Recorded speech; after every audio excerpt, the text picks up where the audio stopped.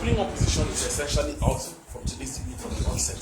Because the way they are engaging in this debate is by saying that the debate is about celebrating Gandhi in a particular context. We conceive of opening governments that they can celebrate Gandhi as someone who was fighting for the struggle of the Indian people. So Indian people can celebrate him within that particular regard. What you are saying crucially is, should he be the face of this particular movement? Should he be the bench boy of the movement of non-violence? When we see clearly that what he stands for was not exactly what the movement stands for at its purest form. Now, the argument that Howard gives us is to talk about how, and we should not look at the individual act of a person, but his holistic act as an individual. We say very crucially, the question in today's debate is what was central to the identity of Gandhi, and how do we know him? How do we engage with him?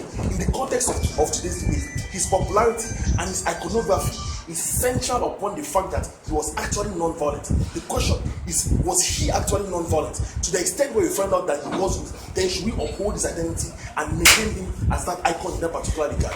This is also akin to asking, if we have Nelson Mandela, who was popular for and who was an icon for the apartheid struggle. We have Martin Luther King, who was popular for the black struggle in the United States. If we discover that Martin Luther King was actually racist, if we discover that Nelson Mandela in any way supported the apartheid movement, maybe by working surreptitiously, should we still maintain these individuals as the page boys or as the icons of those particular movements? We say no. We don't care if Nelson Mandela had failed marriages. We don't want him to be perfect. But within the spectrum of what he advocates, of what his iconography is premised on, can we say that he's actually the model? We say no. These guys have no engagement. Now, very, very crucially, we analyze to you the metric for which we should determine what virtues are within society. The question in today's debate is pretty straightforward.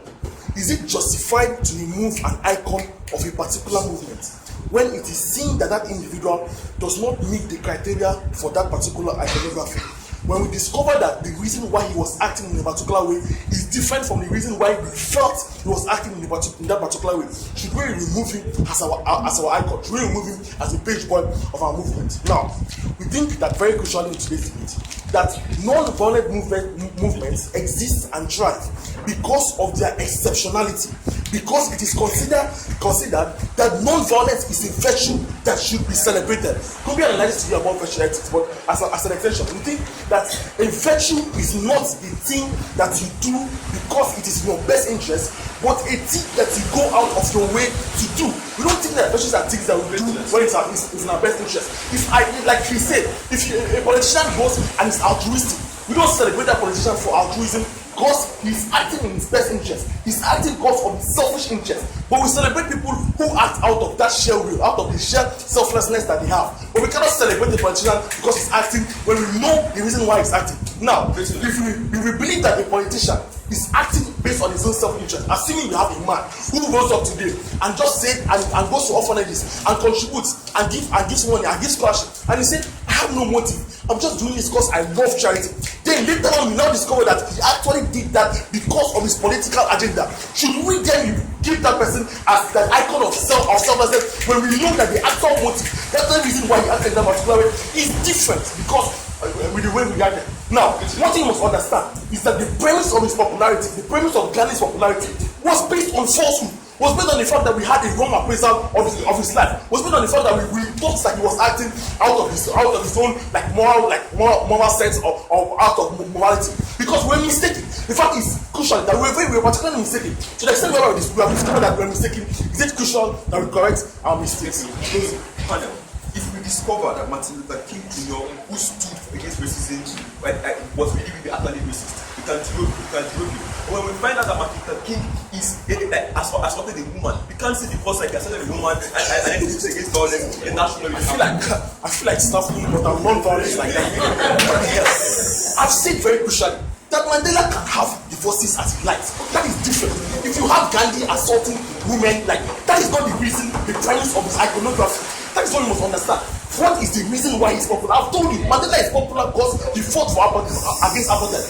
Martin Luther King is popular because he of the black women. We have feminists who are popular because they fought for the rights of women. I've seen you have a feminist in that particular instance fighting for against patriarchy because she thinks she's going to get social capital from that. To the extent where tomorrow we see that's not the case, why should we have? We don't care about other aspects of the life. But what is essential to your own popularity? What is central to the validation? We think that non-violence is not to be celebrated when it is more or less a last resort, but only when we are in a position to benefit from actively choosing not to act because you actually believe it is immoral, because you actually believe it is not a good thing in that particular regard. Now, the second question I'm going to ask, opening, do you have anything? No. Alright. Now, okay, yeah. Alright, so you guys love Gandhi very much. Yeah. Very Martin Luther King. Yes. If we can show you that Martin Luther King by cheating on his goes against the principle of equality and justice. How does that mean that you're missing the debate? You're missing the debate.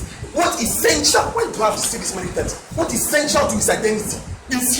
Is fidelity essential to his identity as someone fighting against whites? No. If it is not essential to the identity, then we don't care about that particular act. We don't, and you're the one that is saying that people should not be perfect. We agree. People do not have to be perfect. You don't have to be Jesus Christ and be perfect in all ramifications. But you just have to show at least an item of perfection within the spectre for which you become an icon in a particular society. Now, does the propagation of this false narrative have pernicious effects? You say yes, like Kumi analyzes you. Because people within the non-violence movement who are non-violent because they believe in it as a principle are undermined. Because there are many people who actually believe in the principle and don't obtain into that principle because of Gandhi. To the extent where we now see that Gandhi is not actually acting because of his moral convictions, but because of his self-interest, then there's those people who act legitimately because they truly believe in it are undermined. Secondly, because people who look at his life, because he's an icon, and follow him will act in a pernicious way tomorrow, will act in an immoral way tomorrow. Because if people see the life of Gandhi and see the way he acted and see that he acted only when he was not going to benefit from violence, they will not be incentivized to be non-violent because they see his life and they see that he's an icon in that particular regard. Have we done this in the past? Have we tried to aggressively campaign against particular models because we think that they don't stand for the principles that we believe they stand for? Yes, because we've done it in Ghana when we try to remove the image, the statue of Gandhi within a particular society. Ultimately, we think that access to the whole truth is important for future moral actors. If there are people out there acting in any good way because they think Gandhi was good, we think ultimately those people will be undermined. I'm very, very proud to conclude.